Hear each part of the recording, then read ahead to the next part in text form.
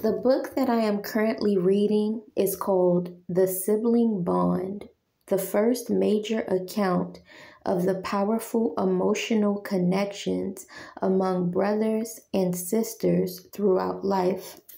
It's by Stephen P. Bank and Michael D. Kahn.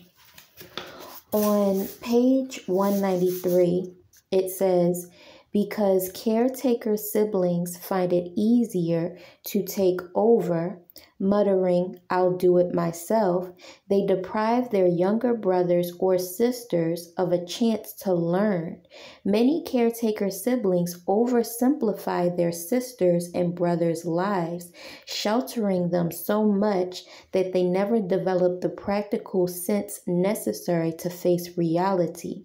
In addition, to suppress a sibling's aggression, the parental sibling's message is, be passive, accept my rule, let me do it for you, and do what I want to do.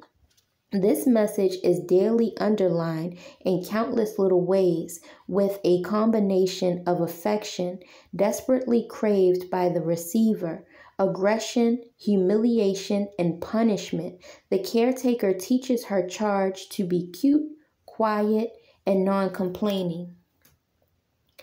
It reminds me of a familiar saying, be seen, not heard.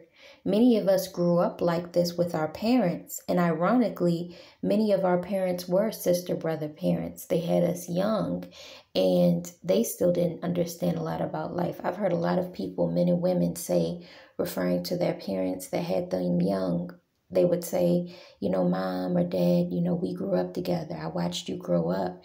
And a lot of those parents hold these ways of behavior. A lot of these parents hold these mindsets.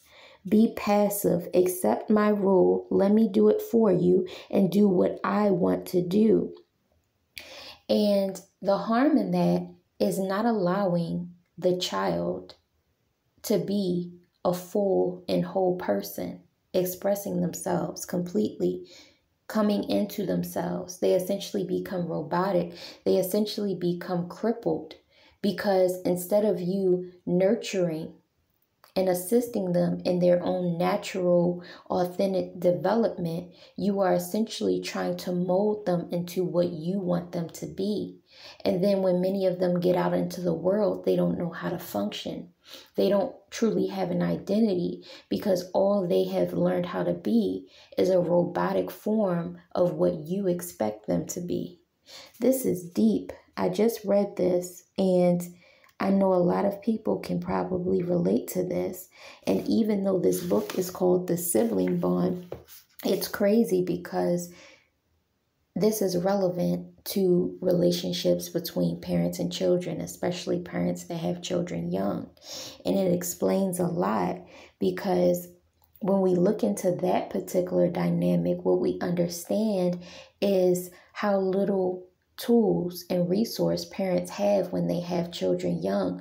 We realize they really are growing up with their child. That's why a lot of those parents are more of their child's friend than the authority, or more of the child's friend than someone that the child actually looks to as a role model. Many times in those dynamics, the child at times will end up essentially having to give nourishment and having to parent the parent in a lot of those situations because there are things missing from the parent.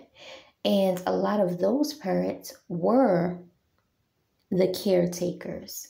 So there was stuntedness in their development as well. They weren't able to be a child. So it's almost like, to an extent, a part of them is regressed and stunted. This is very interesting. Again, this book that I'm reading is called The Sibling Bond, the first major account of the powerful emotional connections among brothers and sisters throughout life. I definitely recommend people who struggle with family dynamics or people who want to understand the dynamics of others around you. I recommend psychology books. books particularly on those subjects. They have helped me a lot to understand things, and they give useful insights.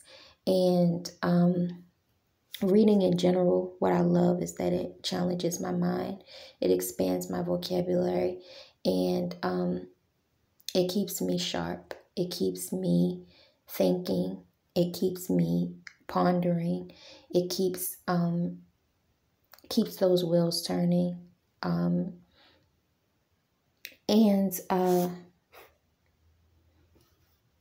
as I've said before, reading is a great form of therapy, especially when it's a book that can educate you, a book that can inform you, and a book that can offer opportunities for growth in your life and the lives of others around you.